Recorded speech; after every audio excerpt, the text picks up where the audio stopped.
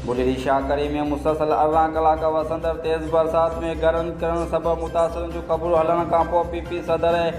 MP Ejaz Shah Bukhari ज़िले general secretary Khurram करीम Bakshi, SP Tando Mohammad Khan, Abid Baloch, AC बुलेरी मंजूर दर्स, Mukhtiar Azizullah Soomro, focal person तालिब जत, डीसी टंडो मोहम्मद खान यासिर भट्टी बुलेरी के महिरपुर मोहल्ला में मोहल्ला पेता जिते हिननि मुतासिरन सां मुलाक़ातूं कयूं ऐं माली मदद लाइ तंबू फराहम करण जो यकीन ॾियारियो, जॾहिं त बुरोई मोहल्ला जे रहाकू औरतनि ऐं मर्दनि पारां मुसलसल नज़रअंदाज़ करण जूं शिकायतनि जा अंबार लॻाए छॾिया, जॾहिं त ज़िले जनरल सेक्रेटरी खुर्रम करीम बख्श सुमरो, एमपी एजाज शाह ऐं इंतज़ामिया तरफ़ बुरोई मोहल्ला में बरसात मुतासिर हल मुमकिन तावन करण जो यकीन ॾियारियो। मुख्तियार खे मुख़्तलिफ़ ॻोठनि ऐं मोहल्ला में बरसातनि सबबि नुक़सान थियण जी रिपोर्ट ॾियण जो हुकुम ॾिनो। ॿिए पासे बुलेरी शाहकरी में 30 सालनि खां नाकारा थियल वाटर सप्लाई जी टांकी जेका हाल में हलियल बरसातनि सबबि हवा में लुॾण लॻी,